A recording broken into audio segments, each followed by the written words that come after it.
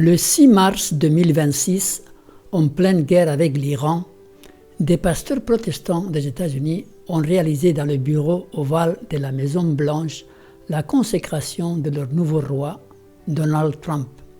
On entend les prières des deux pasteurs. Nous prions pour que la sagesse du ciel inonde son cœur, son esprit. Seigneur, vous le guiderez dans ces temps difficiles que nous traversons aujourd'hui. J'ai prié pour que vous lui accordiez votre grâce et votre protection. Et un autre dit, j'ai prié pour que ta grâce et ta protection accompagnent nos troupes et tous les hommes et femmes qui servent dans nos forces armées. Et Père, nous te prions simplement de continuer à donner à notre président la force dont il a besoin pour diriger notre grande nation, alors que nous redevenons une nation sous Dieu, indivisible, avec liberté et justice pour tous. Cette vidéo a été très répandue dans les réseaux sociaux et beaucoup de personnes se demandent ce que tout cela veut dire. Voilà un grand paradoxe. Comment peut-on, en tant que pasteur chrétien, encourager la guerre? Dieu peut-il entendre de telles prières?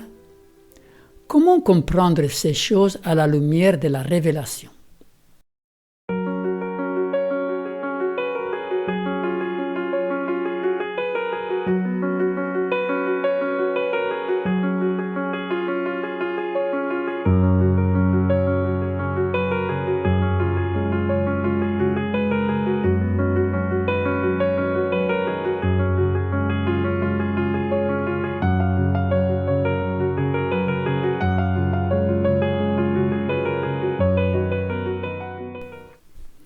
La consécration du nouveau roi d'Israël, Cyrus Trump.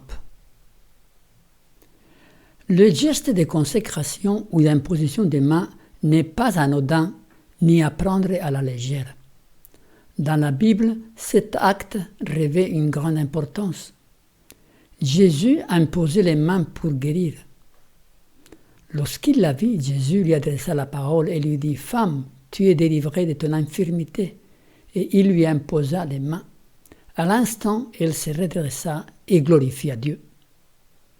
On peut aussi communiquer le Saint-Esprit par cet acte. Alors Pierre et Jean leur imposèrent les mains et ils reçurent le Saint-Esprit. On utilisait aussi pour la consécration des prêtres. Tu feras approcher les Lévites devant l'Éternel et les enfants d'Israël poseront leurs mains sur les Lévites. Aussi pour s'engager dans l'œuvre de Dieu. Ils les présentèrent aux apôtres qui, après avoir prié, leur imposèrent les mains. Moïse consacra Josué comme son successeur en lui imposant les mains. Par cette cérémonie, le grand législateur communique à Josué sa dignité et sa sagesse. L'Éternel dit à Moïse, « Prends Josué, fils de Nun, homme en qui réside l'Esprit, et tu poseras ta main sur lui. » Josué, fils de Nun, était rempli de l'esprit de sagesse, car Moïse avait posé ses mains sur lui. Les enfants d'Israël lui obéirent et se conformèrent aux ordres que l'Éternel avait donnés à Moïse. Que veulent-ils faire avec Donald Trump, ses pasteurs, par cet acte d'imposition des mains? Lui transmettre une mission, une bénédiction, de la sagesse, le Saint-Esprit? C'est bien confus tout cela. Et en plus, cette cérémonie a eu lieu en pleine guerre contre l'Iran. Comment peut-on encourager la guerre en tant que chrétien? C'est totalement insensé et contraire aux enseignements de Jésus. En agissant ainsi, ces pasteurs se rendent complices des actions de Donald Trump. Dieu peut-il entendre de telles prières? La réponse est non. Quand vous étendez vos mains, je détourne de vous mes yeux. Quand vous multipliez les prières, je n'écoute pas.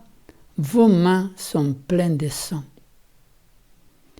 Jésus avait dit à Pierre, qui prenait l'épée pour le défendre, « Remets ton épée à sa place, car tous ceux qui prendront l'épée périront par l'épée. » La doctrine de Jésus va très loin. Vous avez appris qu'il a été dit « Tu aimeras ton prochain et tu haïras ton ennemi ». Mais moi je vous dis, aimez vos ennemis, bénissez ceux qui vous maudissent, faites du bien à ceux qui vous haïssent, et priez pour ceux qui vous maltraitent et qui vous persécutent. Qui est prêt à le suivre? Aucun chrétien qui suit Jésus comme modèle ne peut tuer ni s'engager dans la guerre, même pas pour se défendre. Les journalistes du monde qui commentent cette cérémonie de consécration sont tous étonnés et déboussolés. Ils ne peuvent pas comprendre le conflit qui s'y déroule, car il s'agit d'un conflit spirituel caché. Nous devons ouvrir la parole de Dieu pour comprendre ce qui se passe en réalité. Et c'est là que nous devons parler de l'entité appelée dans la Bible le faux prophète. Le faux prophète et ses fausses prophéties. Nous avons déjà fait une étude sur le faux prophète que nous vous invitons à visualiser pour ne pas répéter les mêmes informations et raccourcir l'étude. Le faux prophète de l'Apocalypse représente le protestantisme apostat américain. C'est lui qui est en train de former l'image de la bête en s'alliant au pouvoir civil.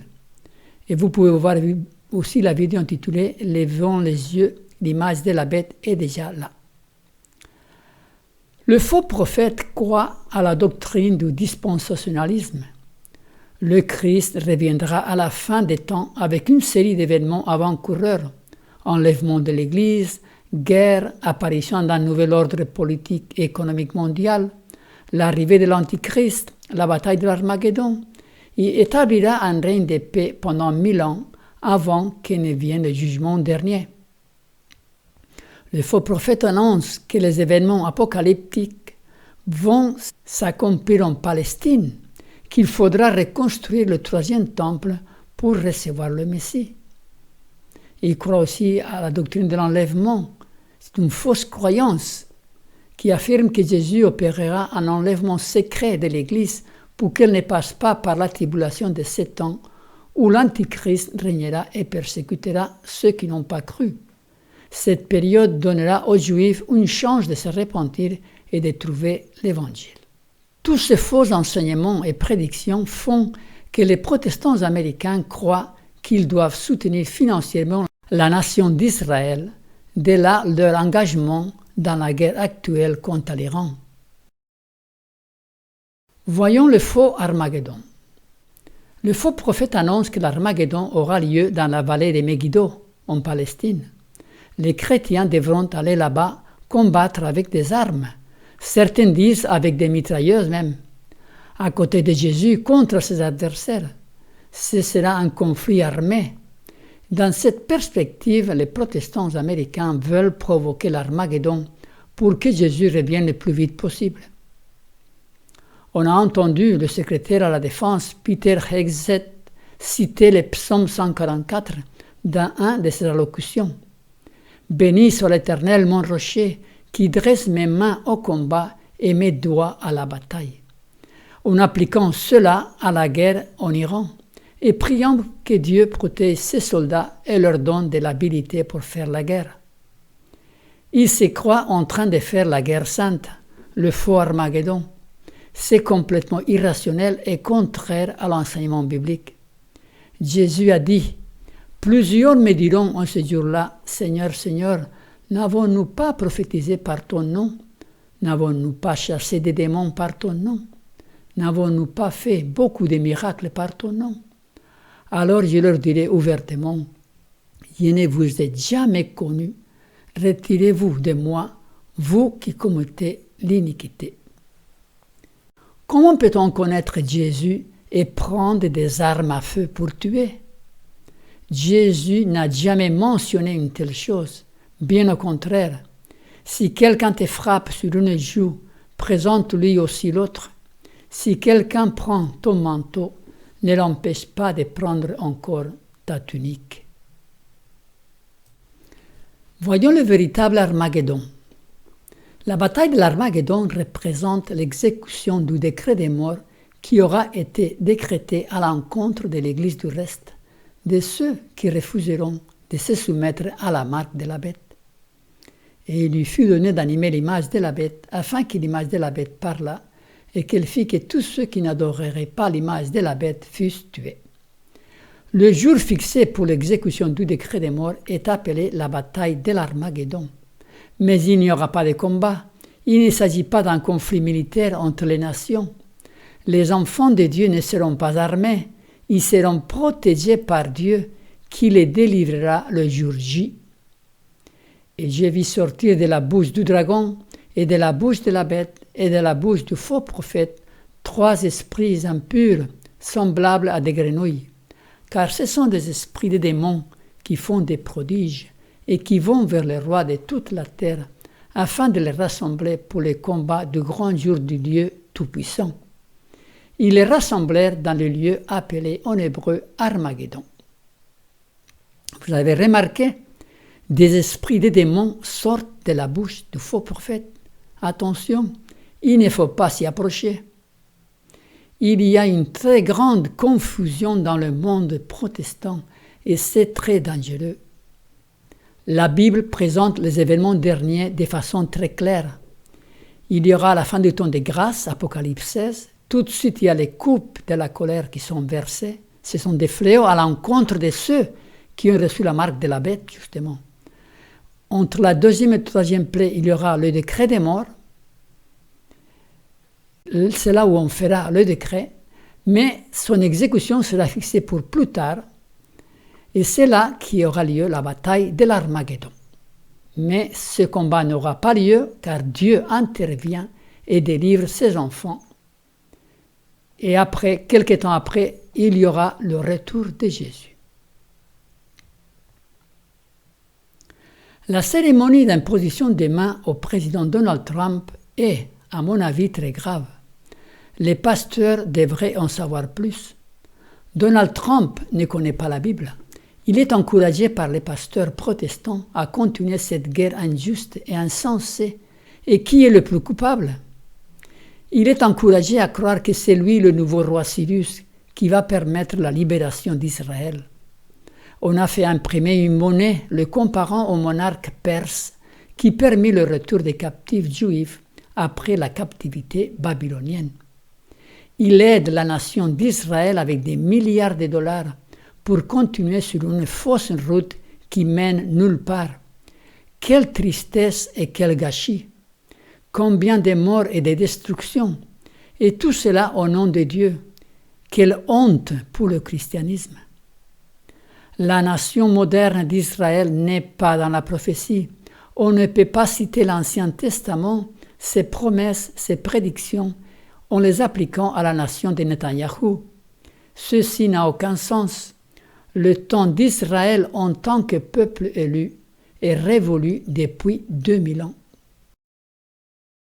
Quelle est la perspective prophétique de l'avenir? Voici ce que la Bible annonce. Et il lui fut donné d'animer l'image de la bête, afin que l'image de la bête parlât, et elle fit mettre à mort tous ceux qui n'adoreraient pas l'image de la bête. Donc il y a une union des églises de l'État aux États-Unis, c'est là qu'il y a la formation de l'image de la bête. L'animation de l'image de la bête, elle va parler, elle va faire des lois oppressives contraires à la loi de Dieu. Et finalement, un décret de mort à l'encontre de ceux qui ne voudront pas adorer cette institution. Cette période de trouble fut annoncée par le prophète Daniel aussi. En ce temps-là s'élèvera Michael, le grand chef, qui tient ferme pour les enfants de ton peuple. Et ce sera un temps de détresse tel qu'il n'y a point eu depuis qu'il existe des nations, jusqu'à ce temps-là. En ce temps-là, ton peuple échappera, à savoir quiconque sera trouvé inscrit dans le livre. Voilà le temps de trouble qui s'approche, et nous devons nous tenir prêts à combattre le bon combat, non pas avec des armes à feu, mais avec la prière, la confiance et la foi. C'est pourquoi prenez toutes les armes de Dieu, afin que vous puissiez résister dans les mauvais jours, et qu'ayant tout surmonté, vous demeuriez fermes. Soyez donc fermes, vos reins saints de la vérité, revêtus de la cuirasse de la justice, les pieds chaussés du zèle de l'évangile de la paix, prenant par-dessus tout le bouclier de la foi, par le moyen duquel vous pourrez éteindre tous les traits enflammés du malin. Prenez aussi le casque du salut et l'épée de l'Esprit, qui est la parole de Dieu.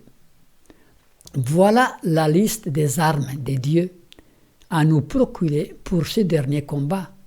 La vérité, non pas l'erreur et les fausses doctrines.